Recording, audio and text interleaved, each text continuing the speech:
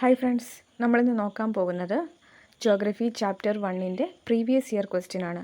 കഴിഞ്ഞ വർഷം, അതായത് 2024-2025 അക്കാഡമിക് ഇയറിലെ ഫസ്റ്റ് ടൈം എക്സാമിൽ വന്ന ക്വസ്റ്റ്യൻസ് ആണ് നമ്മൾ നോക്കാൻ പോകുന്നത്. 1 മാർക്ക് ക്വസ്റ്റ്യൻ്റെ പാർട്ടിൽ വന്ന 2 ക്വസ്റ്റ്യൻസ് ആണ് ഇത്. ഒന്നാമത്തെ ക്വസ്റ്റ്യൻ, ഉത്തരാഖണ്ഡ് ഹിമാലയം ഏതൊക്കെ നദികൾക്കിടയിലാണ് സ്ഥിതി ചെയ്യുന്നത്? ഏതാണത്?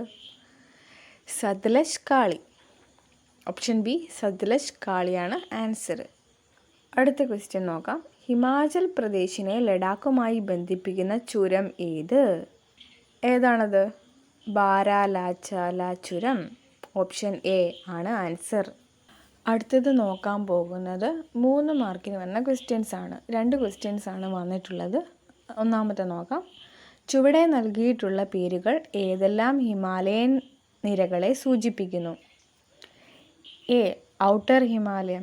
ഏത് ഹിമാലയൻ നിരകളെയാണ് ഔട്ടർ ഹിമാലയം എന്ന് വിളിക്കുന്നത്? Siwalik. Be greater Himalayam. Greater ഹിമാലയം എന്ന് വിളിക്കുന്നത് ഹിമാദ്രിയാണ്. സി ലെസർ ഹിമാലയം. ലെസർ ഹിമാലയം ഏതാണ്? ഹിമാചലാണ്. അടുത്ത ക്വസ്റ്റ്യൻ നോക്കാം. ചിത്രത്തിൽ സൂചിപ്പിച്ചിട്ടുള്ള ഫലകാതിരുകൾ ഏതെല്ലാം?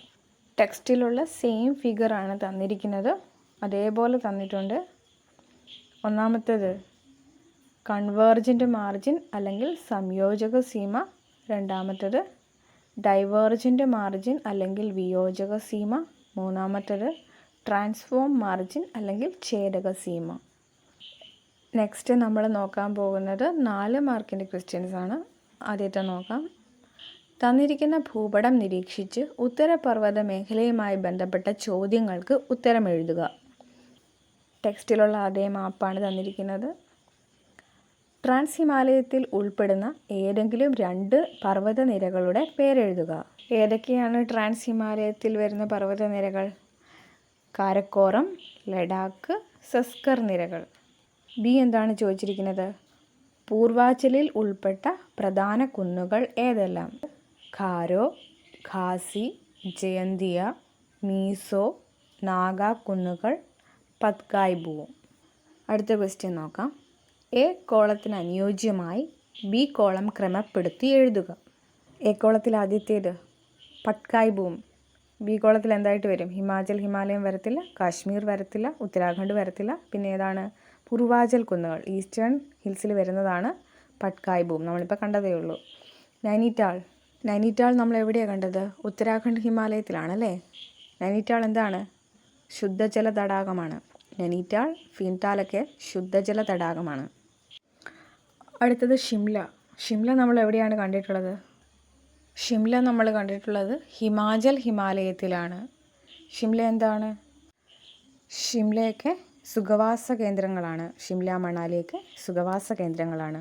ലാസ്റ്റ് മൗണ്ട് കെ2 എവിടെയാണ് വരുന്നത്? കശ്മീർ ഹിമാലയത്തിലാണ്. ലോകത്തിലെ 2ാമത്തെ ഉയരമേറിയ കൊടുമുടിയായ മൗണ്ട് കെ2 കശ്മീർ ഹിമാലയത്തിലെ കാരക്കോറം നിരയിലാണ് സ്ഥിതി ചെയ്യുന്നത്. അടുത്തത് 5 മാർക്കിൻ്റെ ഒരു ക്വസ്റ്റ്യൻ ആണ്. Explain the different phases of tourism development in the Himalayan region. അതിൻ്റെ ആൻസർ പേജ് നമ്പർ 26 ടൂറിസം എന്നുള്ള ഭാഗത്ത് കിടപ്പുണ്ട്. നമുക്ക് നോക്കാം. ഫേസ് 1 വരുന്നത് തീർത്ഥാടനവുമായി ബന്ധപ്പെട്ട യാത്രകളാണ് ഈ മേഖലകളിലെ ടൂറിസം വികസനത്തിന് തുടക്കമിട്ടത്. കൈലാസം, മാനസ സരോവരം, അമർനാഥ്, ഹേമകുണ്ട് സാഹിബ് തുടങ്ങി നിരവധി തീർത്ഥാടന കേന്ദ്രങ്ങൾ ഹിമാലയ പർവ്വത ഭാഗങ്ങളിലുണ്ട്. നൂറ്റാണ്ടുകൾക്ക് മുമ്പ് തന്നെ ഇവിടങ്ങളിൽ സഞ്ചാരികൾ എത്തിയിരുന്നു. ഇതാണ് ഫേസ് 1 എന്ന് പറയുന്നത്. ഫേസ് 2 വരുന്നത് 19ാം നൂറ്റാണ്ടിൽ ബ്രിട്ടീഷുകാർ ഹിമാലയ പർവ്വത പ്രദേശങ്ങളിലെ അനുകൂല കാലാവസ്ഥ തിരിച്ചറിഞ്ഞ് ഇവിടങ്ങളിൽ സുഖവാസ കേന്ദ്രങ്ങൾ വികസിപ്പിച്ചതോടെയാണ് ടൂറിസം വികസനത്തിൻ്റെ 2ാം ഘട്ടം ആരംഭിക്കുന്നത്.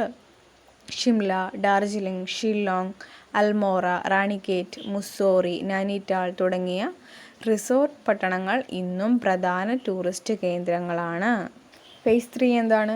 1953 മെയ് 29 ഷെർപ്പ ടെൻസിംഗ് നോർഗയും എഡ്മണ്ട് ഹിലാരിയും എവറസ്റ്റ് കൊടുമുടി കീഴടക്കിയതിനു ശേഷമാണ് ടൂറിസം വികസനത്തിൻ്റെ 3ാം ഘട്ടമായ ആധുനിക ടൂറിസം സാധ്യതകൾ ഹിമാലയ പ്രദേശത്ത് വികസിച്ചത്. ഇന്ന് പർവ്വതാരോഹണം, പാരാഗ്ലൈഡിംഗ്, സ്കീയിങ് തുടങ്ങിയ സാഹസിക വിനോദസഞ്ചാര മേഖലയും ഏറെ വികസിച്ചിട്ടുണ്ട്. അടുത്ത ക്വസ്റ്റ്യൻ നോക്കാം. Explain the characteristics of Himalayan drainage system based on the hints given below. Hints: the Himalayan reverse and their origin, പിന്നെ ലാൻഡ് ഫോംസ്. ഇതിൻ്റെ ആൻസർ വരുന്നത് പേജ് നമ്പർ 21-22 നദീവ്യവസ്ഥ എന്ന ടോപ്പിക്കിൻ്റെ കീഴിലാണ്. ഇങ്ങനെയാണ് അപ്പോൾ ആൻസർ വരുന്നതെന്ന് നോക്കാം. സിന്ധു, ഗംഗ, ബ്രഹ്മപുത്ര എന്നീ നദികളും അവയുടെ പോഷക നദികളും ചേർന്നാണ് ഹിമാലയൻ നീരൊഴുക്ക് വ്യൂഹം അല്ലെങ്കിൽ ഹിമാലയൻ ഡ്രെയിനേജ് സിസ്റ്റം സൃഷ്ടിക്കുന്നത്. ഇനി ഓരോ നദികളെക്കുറിച്ചും എടുത്തെടുത്ത് പറയുമ്പോൾ മാനസ സരോവര തടാകത്തിനടുത്ത് ബൊക്കർച്ചു ഹിമാലയയിൽ നിന്നും ഉത്ഭവിക്കുന്ന സിന്ധു നദിയും ഇതിൻ്റെ പോഷക നദികളുമാണ് വടക്കു പടിഞ്ഞാറൻ ഹിമാലയത്തിലെ പ്രധാന നീരൊഴുക്ക് വ്യൂഹം. അടുത്തത് ഗംഗോത്രി ഹിമാനിയിലെ ഗോമുഖിൽ നിന്നുത്ഭവിക്കുന്ന ഗംഗാ നദിയും അതിൻ്റെ പോഷക നദികളായ യമുന, ഘാഘര, ഖണ്ഡക്, കോസി തുടങ്ങിയവയുമാണ് ഉത്തരാഖണ്ഡ്, നേപ്പാൾ ഹിമാലയത്തിലെ പ്രധാന നദികൾ. അടുത്തത് മാനസ സരോവര തടാകത്തിനടുത്ത് ചമയുങ്തുങ് ഹിമാനിയിൽ നിന്നുത്ഭവിക്കുന്ന ബ്രഹ്മപുത്രയും അതിൻ്റെ പോഷക നദികളായ ദിബാങ്, ലോഹിത്, മാനസ് തുടങ്ങിയവയുമാണ് കിഴക്കൻ ഹിമാലയത്തിലെ നദീവ്യൂഹം. ഇനി ലാൻഡ് ഫോംസിനെ കുറിച്ച് എന്ത് പറയാം? ഈ നദികൾ പർവ്വതഭാഗങ്ങളിൽ വിരൂപ താഴ്വരകൾ, ഗിരികന്ധരങ്ങൾ, വെള്ളച്ചാട്ടങ്ങൾ തുടങ്ങിയ ഭൂരൂപങ്ങൾ സൃഷ്ടിക്കുന്നു. അപ്പോൾ ഇത്രയൊക്കെയാണ് ചാപ്റ്റർ 1 നിന്നും 2024 ഫസ്റ്റ് ടൈമിൽ വന്നിട്ടുള്ള ക്വസ്റ്റ്യൻസ്. അടുത്ത ക്ലാസ്സിൽ നമ്മൾ നോക്കാൻ പോകുന്നത് ഫൈനൽ എക്സാമിന് വന്നിട്ടുള്ള ക്വസ്റ്റ്യൻസ് ആയിരിക്കും. സോ എല്ലാവരും സബ്സ്ക്രൈബ് ചെയ്യുക, ലൈക്ക് ചെയ്യുക. വീഡിയോ എല്ലാവർക്കും ഉപകാരപ്രദമായി എന്ന് വിശ്വസിക്കുന്നു. താങ്ക്